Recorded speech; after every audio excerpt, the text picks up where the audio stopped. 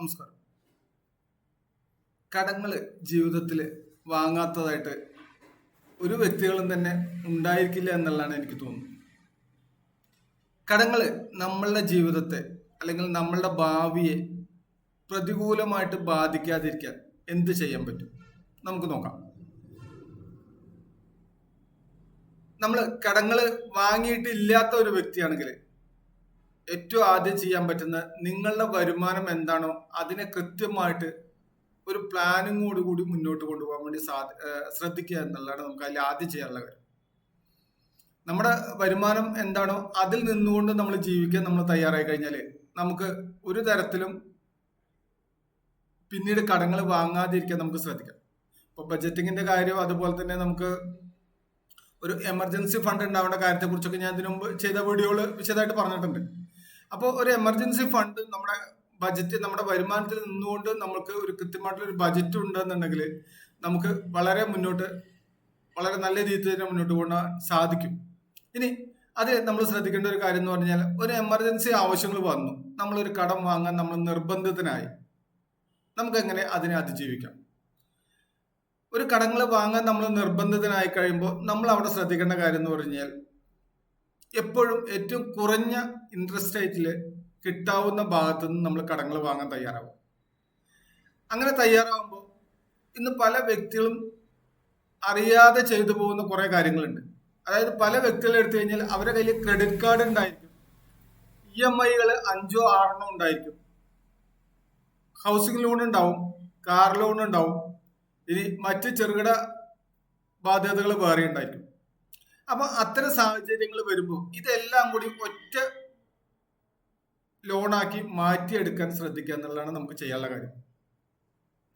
അങ്ങനെ ചെയ്യുമ്പോൾ ഉള്ളൊരു ഗുണം എന്താന്ന് പറഞ്ഞു കഴിഞ്ഞാൽ, മാസത്തിൽ ഒരു തവണ മാത്രമേ നമുക്കൊരു EMI അടക്കേണ്ടി വരുള്ളൂ. ബാക്കി ദിവസങ്ങളിൽ നമുക്ക് മൈൻഡ് ഫ്രീ ആയിട്ട് ടെൻഷൻ ഇല്ലാതെ നമുക്ക് മുന്നോട്ട് പോകാൻ കഴിയും. അതല്ലാണ്ട് 10-15 നമുക്ക് EMI-കൾ ഉണ്ടെങ്കിൽ ഒരു ദിവസം 2 ദിവസം 3 ദിവസം കൂടുന്ന സമയത്ത് ഇങ്ങനെ കൂടെ അടക്കേണ്ടി വരുമ്പോൾ നമ്മളുടെ മാനസികമായിട്ടുള്ള ഒരു ബുദ്ധിമുട്ടുകൾ അതിൽ ഒരുപാട് വരാണ്ട്. കാരണം ഒരു എമർജൻസി വന്നു കഴിഞ്ഞാൽ നമ്മുടെ വരുമാനം, നമുക്ക് ജോലി ചെയ്യാൻ കഴിയാണ്ട് വരുമ്പോൾ നമ്മുടെ വരുമാനം ഇല്ലാതാവുകയും അത്തരം സാഹചര്യങ്ങൾ, ഇത്തരം കാര്യങ്ങൾ ചെയ്യാൻ വേണ്ടി നമ്മൾ വീണ്ടും സമ്മർദ്ദത്തിൽ ഏർപ്പെടേണ്ട ഒരു സ്ഥിതി വരും. അപ്പൊ അത് നമ്മൾ ശ്രദ്ധിക്കാം, ഒറ്റ ലോണാക്കി മുന്നോട്ട് കൊണ്ടുപോകാം.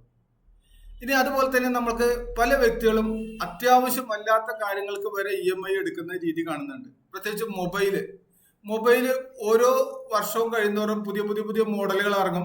പലപ്പോഴും നിലവിലുള്ള മൊബൈലിന് പ്രോബ്ലംസ് ഒന്നും ഇല്ലാതെയാണ് പല വ്യക്തികളും അത് മാറ്റി പുതിയത് എടുക്കുന്നത്. അത് എടുക്കണ്ട എന്നുള്ള അഭിപ്രായക്കാരനല്ല ഞാൻ. പക്ഷെ നിങ്ങളുടെ കയ്യിൽ കൃത്യമായിട്ട് ഫണ്ട് ഉണ്ടെങ്കിൽ നമുക്കത് ചെയ്യുന്നത് നല്ലതാണ്.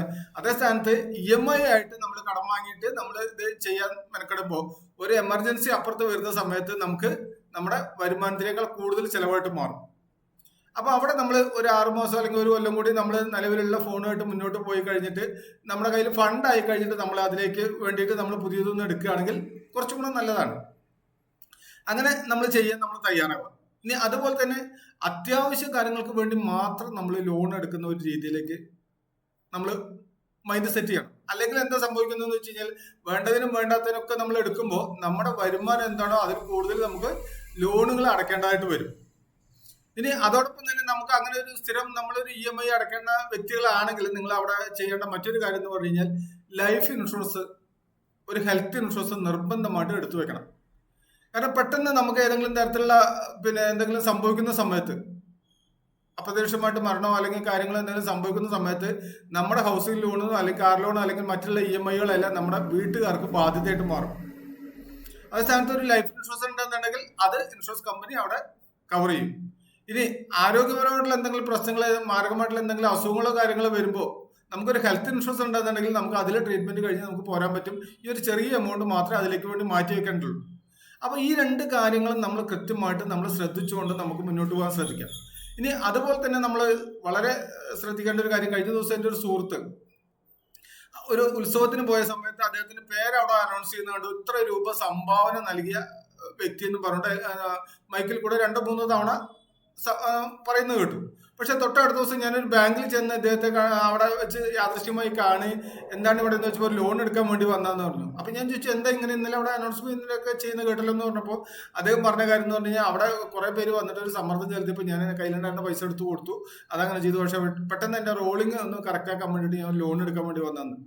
അപ്പോൾ വ്യാജ ദാനശീലങ്ങൾ ഒഴിവാക്കാൻ വേണ്ടി നമ്മൾ ശ്രദ്ധിക്കുക. അതായത് ഒരിക്കലും കടങ്ങൾ വാങ്ങിയിട്ട് നമ്മൾ ഇതുപോലുള്ള പിരിവുകളോ മറ്റുള്ള കാര്യങ്ങളോ കൊടുക്കാൻ നമ്മൾ തയ്യാറാവാതിരിക്കുക. കാരണം അല്ലെങ്കിൽ എന്താന്ന് വെച്ച് കഴിഞ്ഞാൽ അവര് അത് വാങ്ങിയിട്ട് പോയി, പക്ഷെ പിറ്റേ ദിവസം മുതൽ നമ്മൾ ഇതിന്റെ പിന്നിൽ ഒരുപാട് സമ്മർദ്ദങ്ങൾ അനുഭവിക്കേണ്ടതായിട്ട് വരും. ഇനി ഇത്തരം കാര്യങ്ങളെ കുറിച്ച് നിങ്ങൾക്ക് ഏതെങ്കിലും തരത്തിലുള്ള സംശയങ്ങൾ ഉണ്ടെങ്കിൽ തീർച്ചയായിട്ടും ഈ ഇത്തരം സമ്പാദ്യ ശീലങ്ങൾ അല്ലെങ്കിൽ കാര്യങ്ങളെ കുറിച്ച് കൃത്യമായിട്ട് അറിയുന്ന സാമ്പത്തിക വിദഗ്ധരുടെ സേവനം നിങ്ങൾക്ക് ഉപയോഗപ്പെടുത്താൻ കഴിയും.